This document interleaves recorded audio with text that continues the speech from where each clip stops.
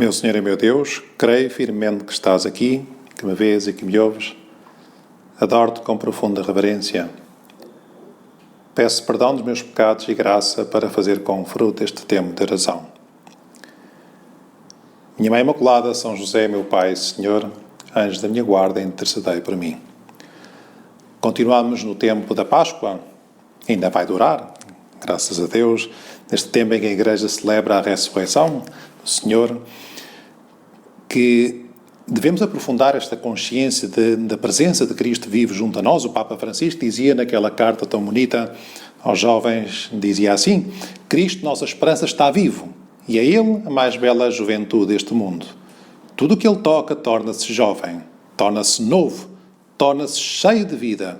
Ele vive e quer-te vivo, querido jovem. Quando te sentires envelhecido pela tristeza e pelos rancores, pelos medos, pelas dúvidas ou pelos fracassos, Ele estará em ti. Ele lá estará para te dar força e esperança. Não importa até onde vais, pois o ressuscitado espera por ti, sempre que se imponha recomeçar de novo. E aqui estamos nós a recomeçar de novo. Jesus ajuda-me a recomeçar de novo. É verdade, começamos hoje um novo mês, dia 1 de maio, tradicionalmente conhecido como o mês de Maria. Noutros anos também este seria o dia de São José Operário, mas por calhar no domingo não celebramos esta festa de São José. É mais importante o domingo, o terceiro domingo do tempo da Páscoa, aliás, o início da semana de orações pelas vocações na Igreja. Vamos rezar para que o Senhor conceda à Igreja muitas vocações de todo tipo, de pessoas casadas, de matrimónios santos, de namorados jovens e santos que gostem realmente um do outro, mas também gostem de ti, Jesus, e também, como é evidente, pessoas que se entreguem a Deus no meio do mundo, como leigos, ou também como consagrados e como sacerdotes, ou também como freiras, pessoas que se entreguem totalmente de alma e coração a Deus Nosso Senhor. Minha Mãe Imaculada, ajuda-me. É o que nós dissemos no início da meditação. E agora pedimos a Nossa Senhora que nos ajude nestes 10 minutos, nestes minutos que nos faltam para rezar. E eu, ao contrário do que costuma ser habitual, eu vou pegar no livro dos Atos dos Apóstolos que temos vindo a ler ao longo destes dias e vamos continuar a ler. É tão belo, é tão bonito este livro. Não sei se te lembras, aproveito para recordar que a Bíblia tem 46 livros no Antigo Testamento, mais 27 livros do Novo Testamento. Depois dos 4 evangelistas, 4 evangelhos, São Mateus, São Marcos, São Lucas e São João, há um livro chamado o livro dos Atos dos Apóstolos, dos feitos dos apóstolos, daquilo que fizeram os primeiros cristãos. Ou, até podíamos dizer assim, da forma como o Espírito Santo, a terceira pessoa da Santíssima Trindade, esse Deus santificador, nós habitualmente atribuímos à pessoa do Espírito Santo, a santificação, a forma como Deus opera, a pessoa de Deus que vai transformando as nossas almas e que nos vai identificando a Cristo, a Jesus Cristo. Pois muitas vezes na Igreja nós também chamamos ao livro dos Atos dos Apóstolos, o quinto Evangelho, o Evangelho do Espírito Santo. E é como eu já aqui há tempos me parece ter dito, um livro extraordinário, um livro de aventuras, um livro que recomendo determinantemente a ler, que leiam todos, um livro relativamente breve também, em que nós vemos a ação do Espírito Santo na alma daqueles primeiros cristãos e a forma como eles levaram a cabo a difusão da mensagem do Evangelho, como espalharam a semente do Evangelho. E podemos começar por agradecer também a fé daqueles primeiros discípulos, a fé daqueles primeiros homens que deram tudo por Deus Nosso Senhor. E o que é que os moveu? O amor de Deus. Vou-vos ler aquilo que vamos escutar depois da missa, que diz assim: naqueles dias o sumo sacerdote judeu falou aos apóstolos, dizendo: já vos proibimos formalmente de ensinar em nome de Jesus, e vós encheis Jerusalém com a vossa doutrina, quereis fazer recair sobre nós o sangue desse homem. Já vos proibimos determinantemente, diz ele. E o que é que diz Pedro? E os outros apóstolos responderam: deve obedecer-se antes a Deus que aos homens. O Deus dos nossos pais ressuscitou Jesus, a quem vós deste-se morte, suspendendo no madeiro.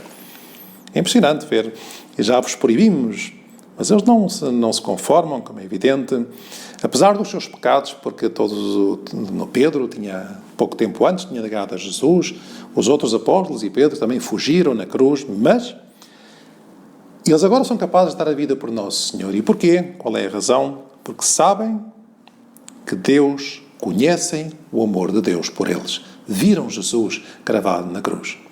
E por isso, apesar dos pecados, como depois também se lê no Evangelho, quando Nosso Senhor pergunta por 3 vezes a Pedro, as 3 vezes também que faz invocar as 3 negações de Pedro, se Pedro o ama, às tantas Pedro já não sabe, quando Jesus lhe pergunta pela 3ª vez, Simão, filho de João, tu amas? E Pedro, já entristecido, porque não sabia o que havia de dizer, diz a Jesus, Senhor, tu sabes tudo, bem sabes que te amo.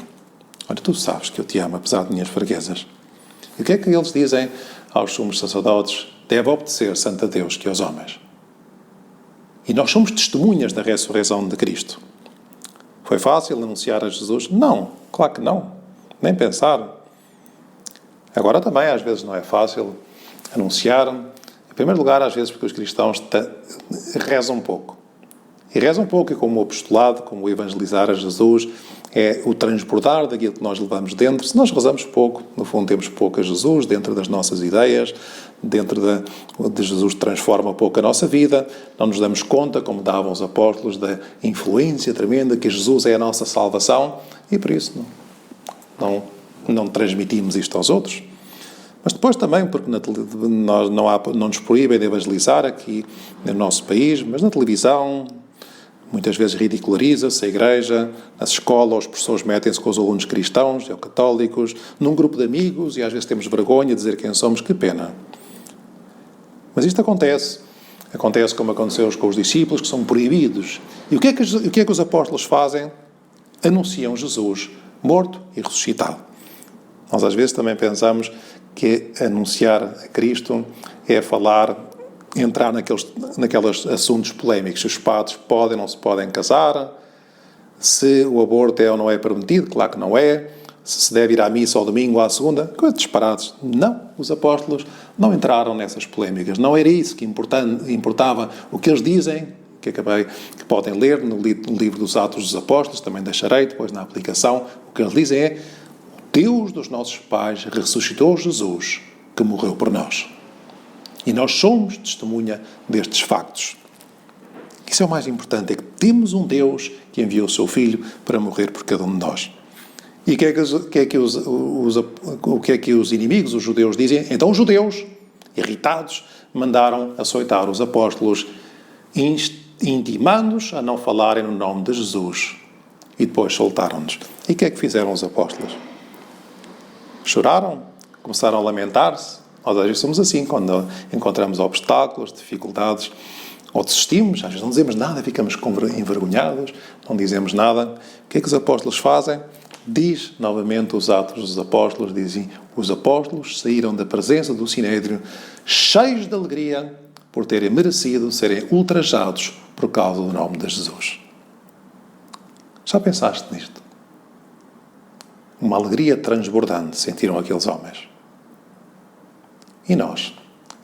Nós às vezes andamos sempre à procura de ser agradáveis aos outros, nos nossos discursos, nas nossas palavras, nas nossas ações. Temos que perder o medo a ir contra a corrente. Temos que pedir a Nosso Senhor, pedimos-te agora, Jesus, o medo de afirmar a nossa fé em Jesus com bondade, sem impor, mas propondo sobretudo esta alegria, cheios de alegria quando temos também que sofrer para os outros, sofrer por Deus Nosso Senhor. Sabendo que o apostolado, ao mesmo tempo que anunciar a Jesus, é anunciar a salvação, anunciar Jesus é aproximar as pessoas do Nosso Senhor, é fazer felizes, muito felizes, os outros. Por isso é tão importante que na Igreja são tão importantes as vocações. A vocação significa a consciência de sermos chamados por Deus a cooperar nesta obra da salvação. E tu e eu, qualquer dos batizados, tem uma vocação, tem uma missão a cumprir neste mundo. Não este mundo em geral, na tua família, no teu lugar de trabalho, na nossa faculdade, onde estivermos, temos a missão de anunciar a Jesus, custe o que custar, com a alegria de que anunciamos a salvação aos outros. Pois neste primeiro dia do mês de maio vamos pedir a Nossa Senhora que nos acompanhe e que nós a acompanhemos, porque acompanhar Maria é acompanhar Jesus. Pois ao longo deste mês procuremos ir com Maria, sempre até Jesus. Uma e outra vez. Como escrevia São José Maria, a Jesus sempre se vai e se volta a ir, se torna a ir por Maria. Dou-te graças, meu Deus, pelos vossos propósitos, afetos e inspirações que me comunicaste nesta meditação. Peço-te ajuda para os pôr em prática. Minha Mãe Imaculada, São José, meu Pai, Senhor, anjo da minha guarda, intercedei por mim.